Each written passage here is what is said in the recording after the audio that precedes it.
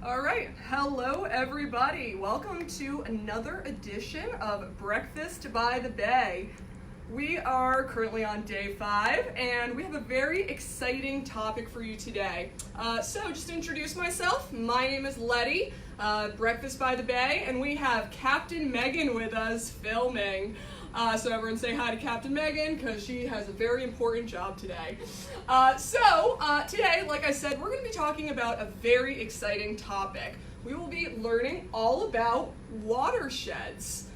So I really like to talk about watersheds because it is a great lesson in how your actions on land can affect our bodies of water. I think we still have a couple people tuning in. So just once again, my name is Letty. This is Breakfast by the Bay, and we're talking about watersheds today. So just to start off, I always like to begin by breaking down the word watershed. So everyone watching from home, I'm going to assume you know what water is, so we're just going to move on to the word shed. When you think of the word shed, there's 2 definitions that can come to mind. And the great thing about that is that actually both definitions work for our whole definition of watershed. So the first one is to fall off. You might think of an animal shedding its fur. If you have a dog like me, my dog sheds everywhere, so you might be familiar with this definition of shedding. You can also think of maybe a snake shedding its skin. This is all falling off. Then the second definition of shed is a place for storage. So this is the thing you have in your backyard to throw all those tools that you don't want lying around in your backyard. So a place for storage and to fall off when we're talking about the word shed. If we take the word water and take the word shed and combine them, that actually helps us get the greater definition of what watershed is. So a watershed is an area of land that drains into a larger body of water. This could mean a lake, this could mean a river, a stream, or even an estuary like Narragansett Bay. An area of land that drains into a larger body of water, if you're trying to put it together with watershed, you can think of, an area of land that drains or the water's falling off the land, and then it goes to a larger body of water. That's where it's being stored. So watershed right there. And none of this could be possible without the force of gravity. Gravity is that thing that pulls everything down, We all know that if you drop something, it's just going to fall every single time. And this applies to water as well. Water falls from the sky, but then when it hits land, it also wants to travel down. If we pan over here, I drew this really nice picture for everyone. This is a picture of some mountains and some rain coming down onto it. So we have our rain falling onto our mountains, and all that rain, it's always going to hit the mountain and go down. We're never going to have a raindrop that goes up and then back down that completely defies gravity. So if we look right over here, this mountain, we see that the rain will fall down, and then the elevation gets lower. Elevation is just a fancy way of saying high and low points on land. So this mountain would be high elevation, and then when the rain falls down, it goes into this low elevation and is stored in one area. So this kind of looks like a lake, and so that's where all this water is being stored after gravity pulls it down.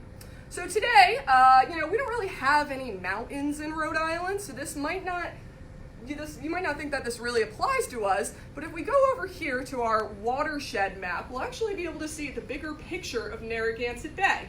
Now, for anyone just joining us, this is Breakfast by the Bay, and my name is Letty, and we're talking about watersheds today. Watersheds are an area of land that drains into a bigger body of water. Now here we have this lovely watershed map that, if you've been tuning in all week, our very own Adam Kowarski painted this many years ago for us, and it's really come in handy. So if we're taking a look at this, you can see that it's a map. It's not like the chart that we've been showing you. This is actually breaking down the land a little bit differently for us.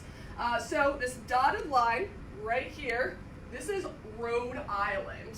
And then anything in these different colors, so this yellow, this pink, this kind of green color, that is all sections of our watershed.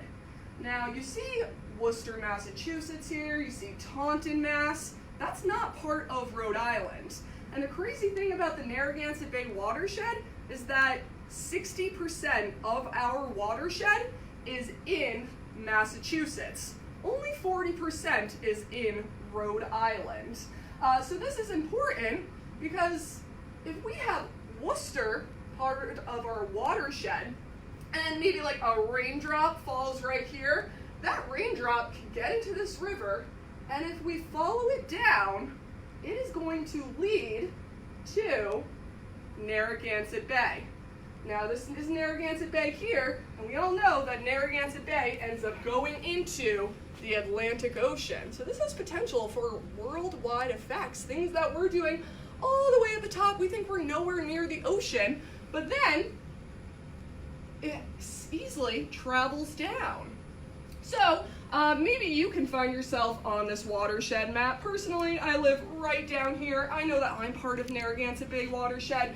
Anyone in Worcester, Mass., Taunton, Mass., Providence, Rhode Island, Newport, Rhode Island, these are all major cities that are all contributing to the health of Narragansett Bay.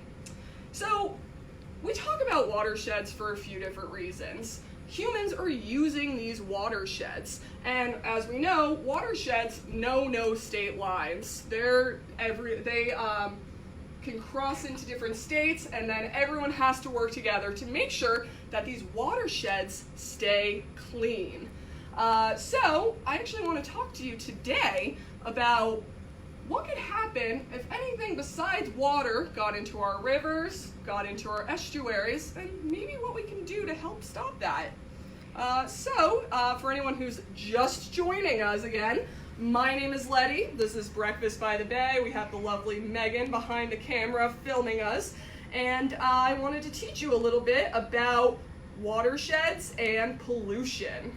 Yes, Megan? We have our first question of the day. First question. From Miss Juliet. She wants to know how many watersheds are in the bay? That's a great question. So let's go back and look. So, watersheds are defined mostly by elevation. So those are the high points and the low points I was talking about. Now, all this area of land eventually drains into Narragansett Bay. So all that water just ends up in Narragansett Bay. It's like if you took your hands, put some water drops all around, all that water is just going to go in there. So for Narragansett Bay, there's only one watershed because that is the final place that all of that water is going to go. If we're talking about New England, there's a lot of watersheds. Talking about America, even more. So that's a really good question. You know, there's only one watershed in Narragansett Bay, but there's hundreds, maybe thousands in the world. I wouldn't know the exact number. Thank you. That's a great question, Juliet. All right, so coming back over to this is our model of a watershed. We're going to call it a model because it's a smaller representation of something a lot bigger that we wouldn't be able to show you very easily. So this is a model of a town. For anyone out there watching, I'd love to hear some suggestions of what we want to name our town, because this is a kind of new thing, and we want to make sure that we give it a good name. It's really going to set the scene for the rest of the time. So we'll wait on that for a second, but I just want to explain a few features while we're waiting. So if we take a look at this model, you can see that there's already some things built in here. You know, we have these roads right here. Those are human-made. We have this farmland right over here, maybe even a little like dirt patch, maybe farmland right over there. We have a nice park. Some places where it looks like maybe a housing development can go. Some bridges. And then finally, we have two different rivers leading into this final body of water. So this could be Narragansett Bay, it could be any body of water, but for our purposes today, I'm going to call this Narragansett Bay. So Megan, do we have any suggestions for town names? We have one, so I think we're going to go with it because it's pretty awesome. What is it? Colville. Colville? From Cole, who is 12 years old. That's awesome. Yes, Colville. That's perfect. Thank you, Cole, for suggesting that. Colville is a beautiful town. But right now, it's looking a little bit empty. We have all the bones to build a good town. You know, we already have the roads.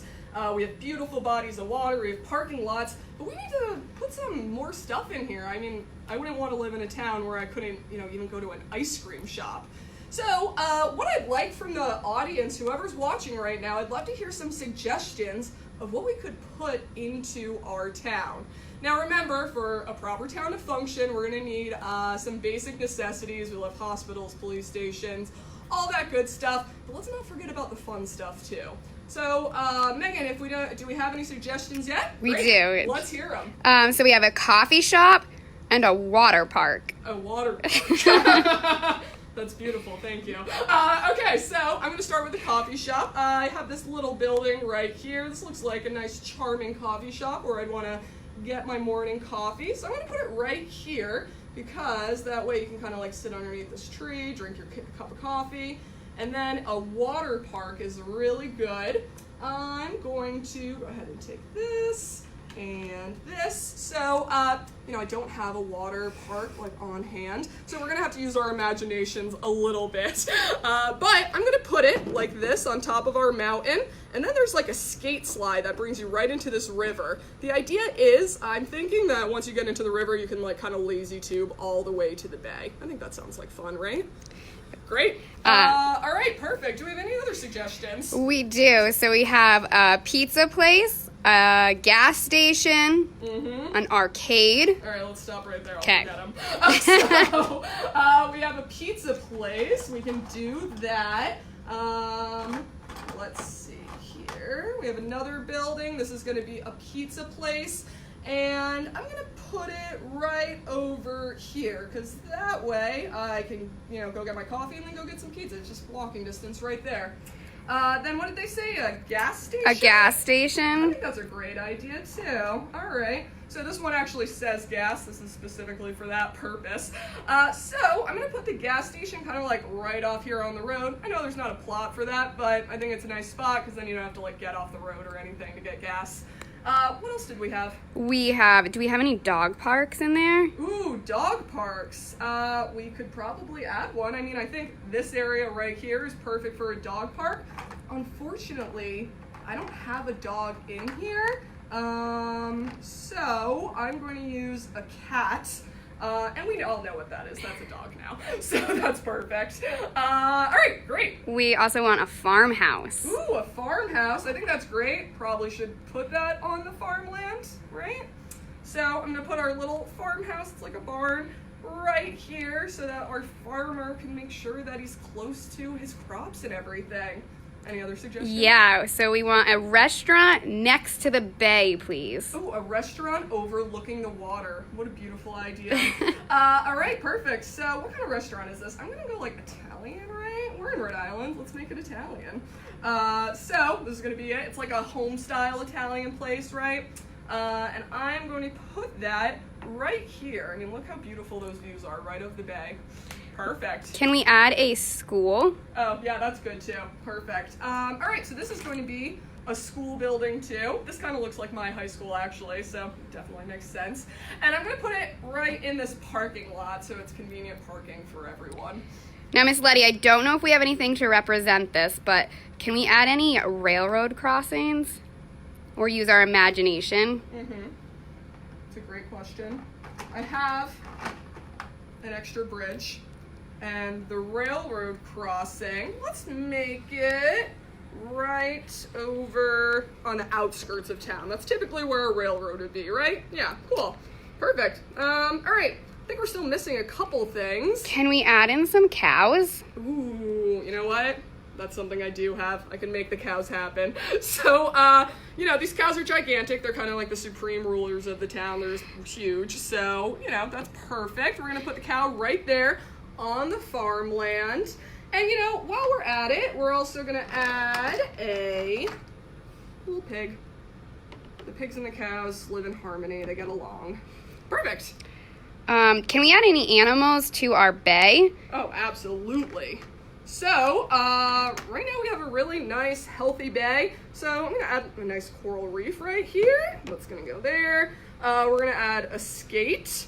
That's a nice animal that we have in Narragansett Bay. It's like a stingray, but it can't sting. Miss Letty, do we have any boats that we can add? Boats, boats, boats, boats. We have one little boat. Isn't it cute? We're gonna add that. Perfect. And then we also have a little cow that I'm gonna add because we all like baby cows, right? And finally, to our bay, let's add an octopus. Cool. All right. Do we have any more suggestions? There's a couple things I'd like to add if people have stopped. So I'm going to go ahead and add something that's very important to me. This is going to be a wastewater treatment facility. That's kind of a mouthful, so for brevity, I'm going to call it a water factory.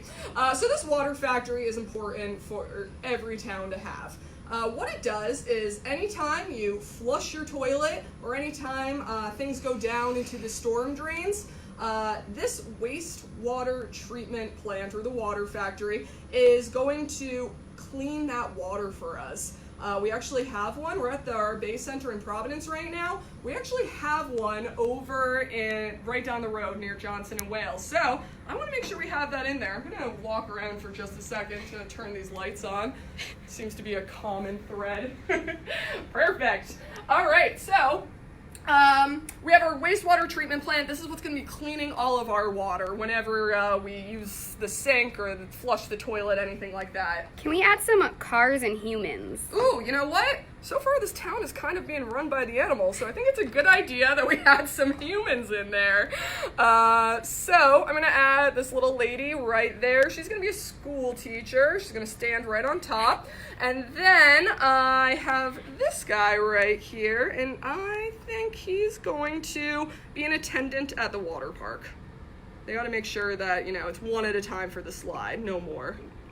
Perfect.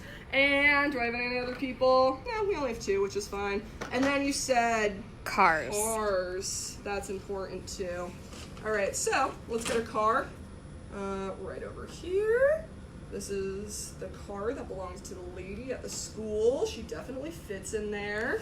And then I'm going to add a nice little construction car that will be driving around here. Now something else I want to add, we have all these people here now, and they're going to need a place to live. So I'm going to build a little neighborhood. We have some houses, and since the the coffee shop and the pizza place are right here, I want to be in walking distance of those. So I'm going to put one house right here, and then another. So now we have like a little development going. Everyone kind of in one spot, and also there's a dog park right there. That's awesome. Cool. All right, so do you think we're missing anything? Is anyone feeling like we need to add anything? All right, cool. So I'm just going to stock the farm with a horse too. Make sure it's really good. I'm going to add this apartment building just so, we're fully stocked with everything. That's going to go right there. Beautiful. All right, so Colville is looking pretty nice. I would definitely want to move here. I'd want to go to this restaurant and eat. I could go over to the farm, get some fresh vegetables, get some nice farm fresh meat, a lot of really good stuff. And there's a water park on top of a mountain. I mean, you can't beat that. So Colville, now that we have people living here and there's like tourist attractions for everyone to come to, I think that it's going to start getting pretty populated. And when an area starts getting populated or when humans start moving in, something starts happening. And that is pollution. So you might have heard the word pollution before, and there's a lot of different pollutions out there. But today, we're just going to be talking about land pollution. These are things that are added to the land that could be potentially harmful. So the definition of pollution is anything that humans add into the environment that could cause potential harm. It's a very broad definition. Could mean a lot of different things. So if anyone has any ideas out there about what different pollutions we might have, I'll take them. But if not, I'd love to start telling you about some of the different ways that humans could affect the land. So let's see here. The first obvious one that comes to mind is litter. So we've all heard of litter before. Litter is anything that you can like physically hold, so wrappers, water bottles, plastic bags, you know, anything like that that accidentally ends up in the environment. So if you properly throw away your trash, that is not litter because that's going to a place where we know we can take care of it. But this litter that I'm going to add, this is people being irresponsible.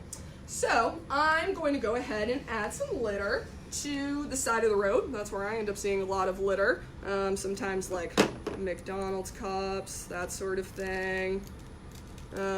Maybe the parking lot sounds good. Right outside the school. And maybe some like pizza boxes ended up kind of going away, maybe some coffee cups, stuff like that. So our first type of trash, or first type of pollution is litter.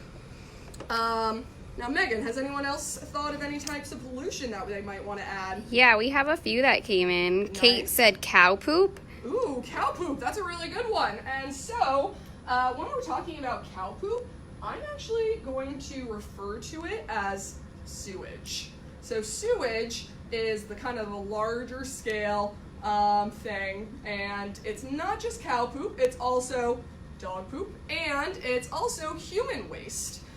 So we were responsible in our town and we built our water factory, right? So anytime we flush our toilets, anytime something goes down a storm drain, it is going to the water factory and it's being cleaned. But sometimes there's so many people in one area that those things get backed up. So that means that it's too full, maybe a lot of water got in there or something, and so it ends up accidentally getting into the environment. So I'm just gonna add a little bit of that right over here, and I assume that there's a couple people at the dog park that maybe didn't pick up their dog poop.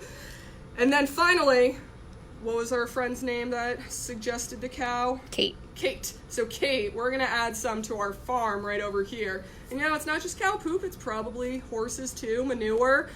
So I'm just gonna add a little bit there. I think our farmer's gonna be pretty responsible about cleaning it up, but can't get everything. All right, so sewage. Any other ideas? We have oil and gas from cars.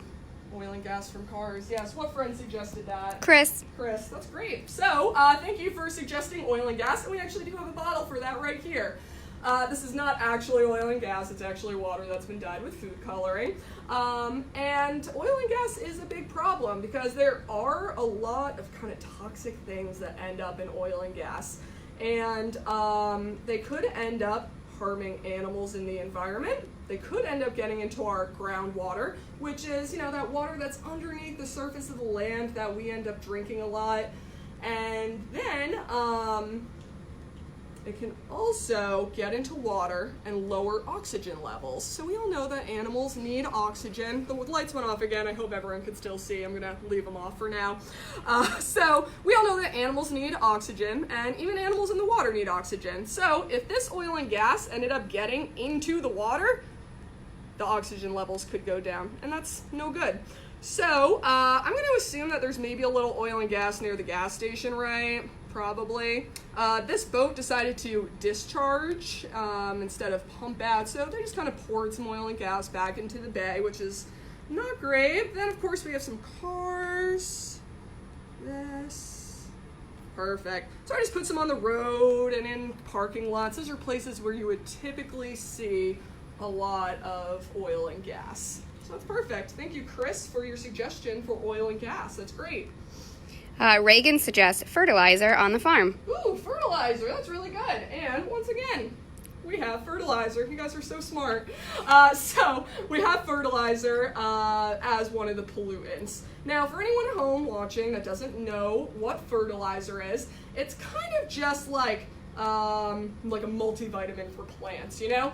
You can put it on your plants, and when that happens, they're getting a lot of excess nutrients. So it's kind of like how you're told to maybe drink your glass of milk every day to make your muscles strong. This is adding those nutrients to plants to make them grow strong and grow big. And the thing about fertilizer is we started using it because of a demand for food. We needed food for people, and this really helped us keep up with the pace of human population. So it was a really good thing. But there is such thing as too much of a good thing. Right now, chemical fertilizers are the ones that are most commonly used. And so, a lot of people over-apply them. And when you put too much fertilizer on plants, they're not able to take up all of that fertilizer. So anytime it rains, anytime it snows, that extra fertilizer ends up washing away. And once again, this could add too many nutrients to the bay, which means plants grow way too big, kind of take over, or it takes away the oxygen from the water, which we also know is not good. So I'm going to go ahead and put some fertilizer on our farm right here. You know, the farmer wanted to have his plants grow really big and strong. And then I'm going to put it on our dog park, kind of like the grassy area, because we wanted everything to look like nice and green and pretty.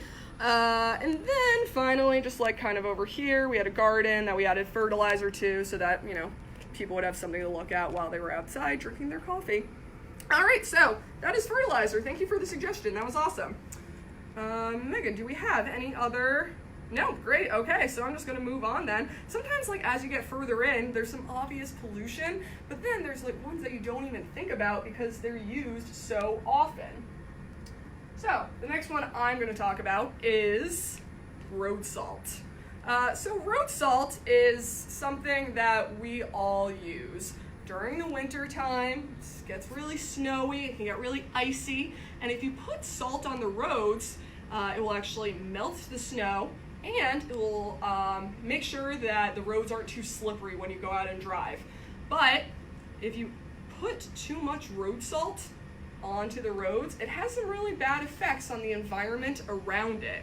So Americans use about 20 million tons of salt every single year during the winter time. This means it's about 126 pounds per American. That's a lot of salt going into the environment. So what can happen is this salt will get washed away, maybe into the rivers, maybe into some ponds or lakes, anywhere like that, and it just kind of sinks to the bottom because there's not too much mixing that salt around with the water. And when it sinks to the bottom, it stops the plants from growing. They're not getting enough oxygen, and they're kind of like coating the bottom in this salty layer that different plants and animals can't survive in. So it's a big problem. There's definitely other alternatives, like sand was a big one people were talking about. And so I'm going to go ahead and put some of this on our roads. It's exactly how we would do it, just kind of pour it on to make sure that the roads were safe for everyone, especially on the bridges, you know. All right, beautiful. So we have salt in there, and we have one last pollution to talk about. This is chemicals. So chemicals could mean a lot of different things. Actually, a few of the pollutants we were talking about could easily be grouped with chemicals as well. Like oil and gas has a lot of chemicals in it. And when I was talking about fertilizer, I said that they had chemicals in them as well. So right now, talking about chemicals, I'm going to talk about something else called pesticides. So pesticides are something that people will spray on their plants to either keep bugs away or kill the bugs that end up on their plants. As I mentioned before, you know, people are growing food so that we can feed people, and if bugs come in and end up eating all the plants, that's not great. So when we use pesticides, we're trying to keep those bugs away, but it does have some harmful effects. If we look back in history, there was a chemical pesticide called DDT that people ended up using. They wanted to keep mosquitoes away to prevent malaria. You know, it was really good intentions. But what ended up happening is that these smaller animals would end up eating the bugs, and eventually, or even it would end up in the rivers or streams where the fish were, and eventually bigger animals would end up eating those smaller animals. We all know the food chain. So what happened was bald eagles were eating these fish that were contaminated with DDT, and this affected them in a way where their shells were a little too thin, so they couldn't grow. But once we got rid of DDT out of the environment, we have an amazing conservation story, because just a few years ago, bald eagles were taken off the endangered species list. The numbers are back, and it's really awesome. So it really helps to be knowledgeable and educated about what chemicals you're using, what pesticides you're using, and make sure you're always disposing of them properly. So I'm gonna go ahead and put some on the farm. Maybe we wanted to keep some pests away this year. Maybe on the trees we had a big bout of insects coming in and eating those. And anywhere else, Megan? Did you say you had a garden over here? Oh, I did say I had a garden over here, so that's good. And also at the dog park too, just to make sure all that grass is really green. I think our model's looking pretty good. Did we have any questions, Megan? Yeah, Miss Letty, we had one about the salt, if we can go back to that. Absolutely. What's going on? So our question is, isn't there salt in the bay water? Absolutely. So that's a really great question. We do have salt in the bay water. If you tuned into our other videos, you learned that we have brackish water in Narragansett Bay, and that's a mix of salt water and fresh water. So when we put road salt down, there's a few different things that could happen. One, it could end up in fresh water. So we know that fresh water comes down from our rivers, and that's what's adding that fresh element for the brackish water. So if the salt gets into that fresh water, there's a lot of animals in there that cannot survive like that. They need that fresh water. They just can't live with the salt. Any animal that's living in the bay has the ability to live in a salty ecosystem. Then, if we're talking about salt getting into Narragansett Bay, there's also a delicate balance. A lot of animals in there, once again, don't want more salt necessarily, and a big problem is also that this salt will sink to the bottom. It's just kind of clogging up the bay, just adding a layer that they don't need. So yes, there is salt in Narragansett Bay, but the additional salt is not helping it at all. Great question. Thank you. Do we have any others? Chris just commented, did I just see the chemicals and oil and gas making it into the bay? Ooh, Chris, that is a great observation. Look at you. That's our next step. So if Megan wants to come in a little bit closer to our town, we'll see that Colville is kind of a wreck right now. We have a lot of salt on the roads. We have some manure over here. We have chemicals. We have everything. This town has not been too responsible in making sure that everything stays clean. So what we want to do is actually clean up this town. Now, we don't actually have to do this. Mother Nature has its own way of cleaning up our area, and that is through precipitation. This could be rain or snow. Today, I'm going to make it rain on our town. What I want everyone to do, Megan's going to focus here on the model. And as I make it rain on Colville, I want you to watch where the water goes and where the pollution goes. All right? Now, first, it's just going to be a light rainstorm, maybe. There we go. So we just have a light rainstorm coming in, just a little bit of sprinkling, right? But then Hurricane Letty comes. And so the roads get drenched, everything is covered in water, and all of that pollution ends up moving away. So for anyone watching at home, you might be able to see that in our bay, all of that chemicals, fertilizers, oil and gas, sewage, litter, salt, it all left the land and eventually went to Narragansett Bay. So this could have been salt that was right here. Maybe it went right into the river and then had an easy trip down to Narragansett Bay. It was already in the water, something was taking it. Maybe it was just on the road right here that was built next to the bay, and it easily just went right in. So, here's the problem that we're faced with. On land, anything that we're putting there could eventually end up in our bodies of water. And actually, something like 80% of pollution in the water initiated from land, or originally came from land. So this is important to note because if we go back to our map over here, we were talking about the people all the way up in Worcester, Mass, and the people over here in Taunton, or even the people in Providence. All these people are just going about living their lives, and I'm sure most of them are really responsible. But as a large group, if everyone's kind of doing something that's maybe not good for the environment, it adds up, and eventually all of it adds up into going into Narragansett Bay. So, what we want to think about is what would be a good solution to stop this from happening. We've talked about this before, but Save the Bay does advocacy, we do education, and we do habitat restoration. That's our goal, to help save the bay. And we also have a team that goes out, does beach cleanups to prevent that trash from going into Narragansett Bay. But if we take a look at all this pollution that we've talked about, I want you at home to think, what can you do to help? This could be as an individual, this could be as a community, but it's an important question to think about. And actually, if you go to the comment section of this video, you'll actually be brought to a really good infographic that the Department of Environmental Management put out, and it's how you as an individual can help with the watershed, help save the bay. It's really great.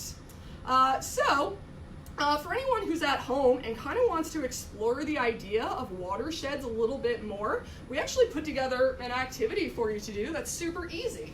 All you're going to need is a piece of paper, you're going to need crayons, and scissors. That's about it. So, Captain Megan and I, before we started the video today, we went ahead and took a big piece of paper and drew a river. This is the Jelly Bean River that flows right into Narragansett Bay. So the Jelly Bean River, we cut it in half, and we both decided we were going to do anything we wanted to our town. We were going to build our own great town. So Megan, on her side of the river, at the very top, decided to draw some farmlands. She drew a cow, kind of looks like a dog, and we have over here a well, or water mill, and then we also have pine trees. That's great. I decided to go a little different. Megan's a better artist than me. She drew her farmland, and I decided to do an amusement park and a parking lot, and then on the other side, people lounging on the beach next to the road. So we want you at home to go ahead, get a big piece of paper, cut it up as many times as you want. It could be 10 pieces, it could be 4 pieces, and talk to each other about, once you put your paper back together, talk to each other about how what you drew impacts everyone else on the river. Could be really interesting. And maybe, just maybe, you'll be a little bit more organized than Captain Megan and I, and you'll actually talk about where things are gonna go and your building plan. It could be a really interesting conversation. So we hope you enjoy that video, or that activity at home. It's a lot of fun. You get to color and do all that stuff. And if you're interested in more activities to do at home, you can tune in later today. We'll be posting a video of different crafts that you can do over the weekend. Because unfortunately, this is our last day this week. We're going to take a break for Saturday and Sunday, but then on Monday, we'll be back with more videos for you. And this one is an exciting one. We're going to be teaching you all about seals in Narragansett Bay. So I want to thank you for tuning in, and thank you for all of your suggestions and questions, especially Cole out there. I loved Coleville. And we will see you on Monday. Thanks for tuning in, everyone.